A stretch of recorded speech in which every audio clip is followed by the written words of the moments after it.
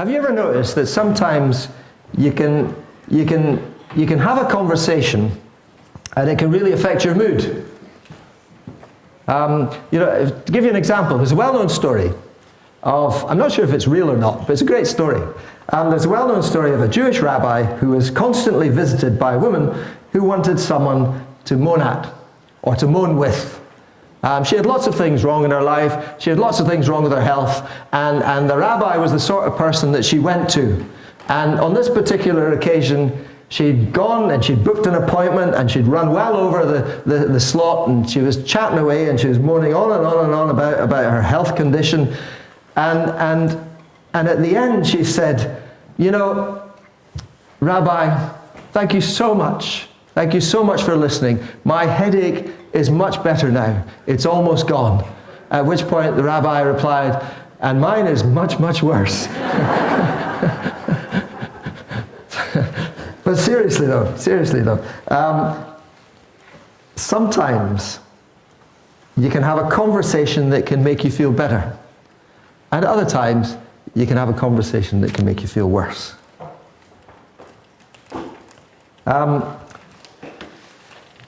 I was talking at someone's funeral not all that long ago, and I remember I was able to say this about them. You know, funerals are interesting times because what bubbles to the surface tend to be the really important things about a person's life. And this person who had been seriously ill for quite a while, and I'd been visiting them, I was able to say that every time I visited them, no matter what they were struggling with, in some miraculous way, I always left feeling better. And it wasn't to do with what they were struggling with, it was to do with the way they dealt with it. And other people who'd been to visit them felt the same. So conversations can really make a difference to how we feel. And it sort of depends on how the conversation goes. Now, why am I telling you this? Because that's the difference that prayer can make. That is the difference that prayer can make. Prayer is simply having a conversation with God. And today's reading is all about the difference that sort of conversation makes in the life of someone who's really up against it. Today's reading is actually a record of a conversation that takes place between God and a man called Habakuk. Now, I often, when you come across names in the Bible like Habakuk, you sort of think, I wonder if that's what his friends called him. You know, I'm sure his mum would call him Habakuk, because that's what mums do. But maybe Habby or Cookie, I don't know. But anyway, we're going to call him Habakuk. Okay? So, but that was his name, and it's about a conversation that he had with God. We don't know much about him, other than he lived in the land of Judah round about 600 years BC, round about the time of the prophet Jeremiah that we were talking about last week. Okay. Now, so he's written this book, and the whole of the book, just 3 chapters of this book that you find in the Bible, is a record of this conversation he has with God. It's a dialogue. And once again, I'm struck by his honesty, because the conversation begins with him having a really good moan with God, a really good moan about the state of things. Hands up if you ever find yourself having a really good moan about the state of things. So you be honest, yeah, quite a few of you, quite well, you know what he feels like. So he's having this conversation with God, and he's saying, God, what is going on? I'm living in this country called Judah, in this city called Jerusalem, and all the rulers are rubbish, they're corrupt, they take bribes, they do nasty things, they let other people do even worse things, there's a lot of wickedness about, there's so much oppression, there's so much poverty. Why don't you do something about it? Don't you know it's happening? Okay, so that's what Habakuk says. And then God replies to him. It's all there in the book of Habakuk. And God says, well, I have noticed actually, Habakuk. I've noticed it all, and I am going to do something about it. What I'm going to do is I'm going to send the Babylonians in. And they're going to invade the country, and they're going to destroy the rulership, and they're going to punish the wicked people, and they're going to, put an end to all this stuff. At which point, Habakuk, again, the book of Habakuk says, whoa, hang on a minute. You didn't say anything about the Babylonians. We don't want the Babylonians to come. The Babylonians are even worse. Whoa. To which God replies, it's all there in the book, I know they're even worse. And don't worry, they will get their just desserts in the end. Don't worry, trust me. And I was reading, in preparation for today, I was reading these first few chapters of Habakuk, and I was struck by something I just heard on the news. On the news, there had been an interview. And the person, it was on the Radio 4, but it might have been on telly as well. The person being interviewed was a high-up government minister in the old Afghani government. This was the government that had been overthrown by the Taliban. So I thought, what's he going to say? And what he said actually surprised me. He said, basically, we brought all this on ourselves because our government let everybody down. We were corrupt. We stole. We didn't do anything about injustice. We didn't do anything to protect the poor. We brought this on ourselves. So he sort of finished the interview by saying, and so no wonder when the Taliban did turn up, no one was willing to fight them. Everybody just welcomed them in. Now, don't get me wrong, I'm not saying that Taliban are good people. And I'm quite happy for that to go on record. And I'm quite sure that all the wrongs they are doing are known by God and will get punished in the end. But it did make me think. It did make me think. God knows what's going on. And there is a judgment time that even the people who think they've got away with it will have to face up with in the end. But anyway, that's more of a side issue. Today is about prayer. So let's get back to the book. The final chapter in the book of Habakuk. We see Habakkuk struggling to come to terms with all that God has just been sharing with him. And now it's your turn, David, to come up and read the lesson. So the lesson is from Habakuk chapter 3, and it's the whole chapter. And it's read for us by David Grant. A prayer of Habakkuk's the prophet of Shigionoth. Lord, I have heard of your fame. I stand in awe of your deeds, Lord. Repeat them in our day. In our time, make them known. In our wrath, remember mercy. God came from Teman, the Holy One from Mount Peor. His glory covered the heavens, of his praise filled the earth. His splendor was like the sunrise, rays flashed from his hand. Where his power was hidden, plague went before him. Pestilence followed his steps. He stood and shook the earth. He looked and made the nations tremble. The ancient mountains crumbled and the age over hills collapsed. But he marches on forever. I saw the tents of Cushan in distress, the dwellings of Midian in anguish. You were angry with your rivers, Lord. Did you rage against the streams? Did you know rage against the sea when you rode your horses and your chariots to victory? You uncovered your bow. You called for many arrows. You spit the earth with rivers. The mountains saw you and writhed. Torrents of water swept by. The deep roared and lifted its waves on high. The sun and moon still in the heavens at glint of your flying arrows, at the lightning of your flashing spear. In wrath you strode through the earth, and in danger you threshed the nations. You came out to deliver your people, to say you a noted one. You crushed the leader of the land and wickedness. You stripped him from the head to foot with his own spear, and pierced his head. With his warriors stormed out to scatter us. Gloating as though about to devour, the wretched who were hiding. You trampled the sea with your horses, churning the great waters. I heard, and my heart pounded. My lips quivered at the sound. Decay crept into my bones, and my legs trembled. Yet I will wait patiently for the day of calamity to come on nations invading us. Through the fire trees does not buzz, and there are no grapes on the vines.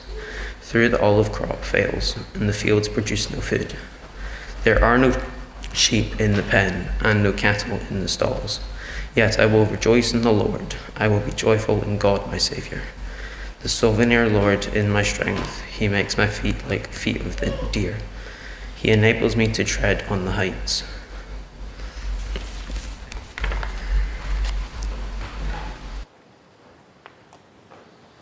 Thank you, David. So this is a record of a conversation Okay? Quite a long conversation, but conversation nevertheless. And to me, it shows the difference prayer can make. Now, I'm going to demonstrate this from the actual reading itself. But it shows the difference it can make when we spend quality time in conversation with the God who listens and who loves us. Notice how Habakuk spends most of the chapter in this prayer reminding himself about all that God has done in the past. All that language about smiting and plagues and pestilence and breaking the mountains down and stabbing and spears and chariots and all that sort of stuff is referencing the time when the Israelites were rescued from slavery in Egypt and brought through the Red Sea and across the desert to the promised land. It's great big imagery, but that's what it's referencing. And what Habakuk is doing is he's reminding himself of all that God has done in the past. And if you remember what God has done in the past, you remember who God is. You remind yourself of who God is. Habakuk is reminding himself that this God he's having a chat with, this God he's in conversation with, is a God who cares about people who are weak and oppressed, who hears their cries, who sends help, who guides and protects, who keeps his promises to them. So there's a lesson we can learn straight away. Whenever we're struggling, and usually it's the last resort, we turn to God in prayer and go, help. Before we do the help bit, it's good to remind ourselves who God is. And the best way to do that is by reminding ourselves all that he's done for us in the past. The things that he has done, the prayers that he's answered. We call that a lift your eyes up prayer. Lift your eyes up to the God whose throne is in heaven. Remind yourself who he is. Because when you remind yourself who he is, then all the things you're worried about tend to get smaller and easier to deal with. So, he starts by reminding himself who God is, and then in verse 16, he describes how he had felt. He describes what his mood was like at the thought of these Babylonians coming. He says, I heard and my heart pounded, my lips quivered at the sound, decay crept into my bones, my legs trembled. In other words, he felt quite bad. He felt quite sick at heart. He felt terrified. But his response, because he spent all this time remembering who God is, his response is a simple one. His response is to wait patiently for God to keep his word. And then in verse 17 and 18, we come across what has been described as one of the strongest affirmations of faith in the entire Bible. Can we have those words up? Thanks, Amarata. Look at these words. So he knows that all this is going to happen. He knows it's going to be tough. He knows it's not going to be easy. And he says this. He says, though the fig tree does not bud, and there are no grapes on the vine, though the olive crop fails and the fields produce no food, though there are no sheep in the pen and no cattle in the stalls, yet I will rejoice in the Lord. I will be joyful in God my Savior. In other words, what he's saying is, it doesn't matter what happens, it doesn't matter how bad things get, I will never let go of my faith in the God who is my Savior. And sometimes just declaring your trust in God like that can make all the difference. I'm sure there were times in the darkest hours of the Second World War, when it looked as though there was nothing between us and the forces of evil apart from a little channel, and we weren't sure what was going to happen. And those who lived through it will know what that felt like. I'm sure there were times when people prayed that sort of prayer. Whatever happens, I'm still going to trust in the God who's my Savior.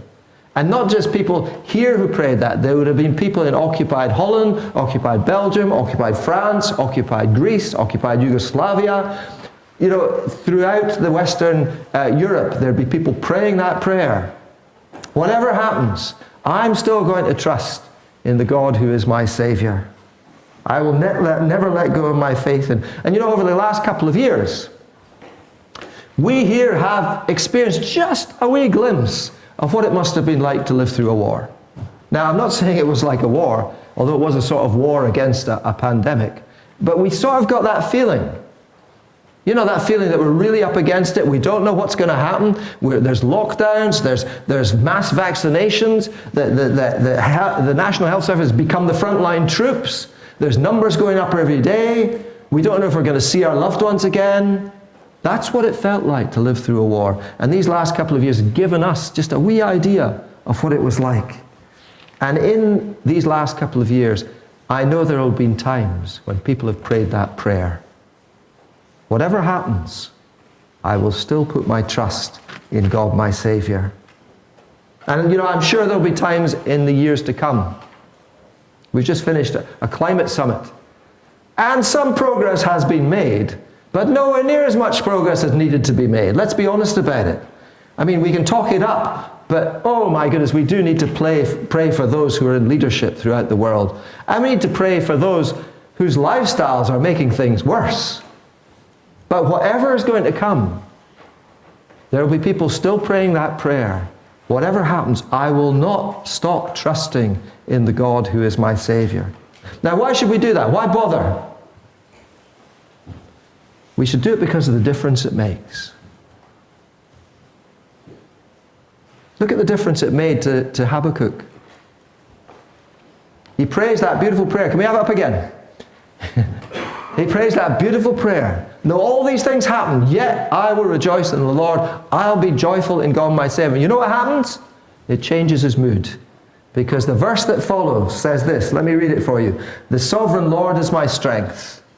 He makes my feet like the feet of a deer. He enables me to go on the heights. He feels a new God-given strength. He may have run out of strength himself, but he feels a new God-given strength. And his confidence returns. He feels sure-footed like a deer on a mountainside. His fear is now gone. He feels he can climb even higher to places he's never been to before. That's the difference that declaring your faith like that can make. I was tempted to share this at 9:30, but I balked at the last minute. But I'm going to have a go right now. I don't know how many people here know, but I spent quite a long time living in another country.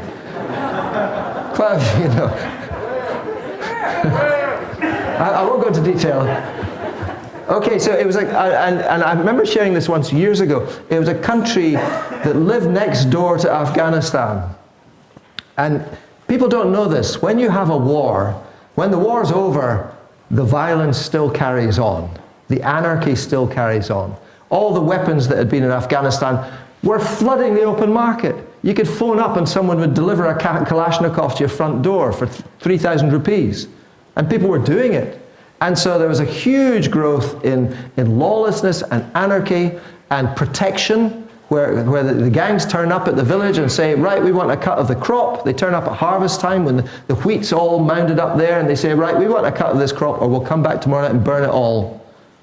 And the poor farmers, what can they do? And we were living in this wee village in the middle of nowhere, and there was mounds of wheat out in the field about a quarter of a mile away. And one night I can remember, I was with Lindsay and our kids were small, and we heard tracer fire. Now, tracer fire is heavy machine gun fire. It lights up the sky.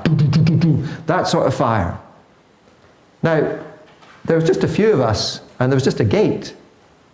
And I remember saying to Lindsay, stay here, I'll go see what's happening. I went out to the gate, and about a quarter of a mile away, the whole sky was lit up as the wheat burned. And I remember thinking, they could come here next. We wouldn't be able to do anything. And I can remember praying. And I wasn't the only one praying. We were all praying. And I had that sense. Now, it's hard to explain it because it doesn't make any sense. But I had that clear sense that God was going to protect us. And He did. That's the difference that prayer can make. God gives us new strength. He enables us to soar. So, I think what we've learned about Habakuk, there's a sort of twofold challenge there. Okay, the first challenge for us today is when we're struggling and up against it, why don't we have an honest conversation with God? Okay? Just an honest conversation. But let's make sure that we begin by reminding ourselves who He is, lifting our eyes up and reminding ourselves all that He's done for us. because that will remind us of who he is. And then let's make sure we declare our faith in him for the future. A conversation with someone can make a real difference. A decent conversation with the God who loves us can make all the difference in the world. So that's the first challenge for us. Okay, the second challenge. This is probably a bit more tricky, is to have a think about the conversations we have with others. Now, I'm not saying we shouldn't share our troubles with each other. It's always good to share our troubles. But how we share our troubles, we don't want to wallow in them. We want to make sure that we involve God in the conversation. And the best way to do that is through prayer. See what happens. Let's just take a few moments in silence, okay? Just maybe half a minute. And let's just ask ourselves, what has God been saying to me today? What am I going to do about it?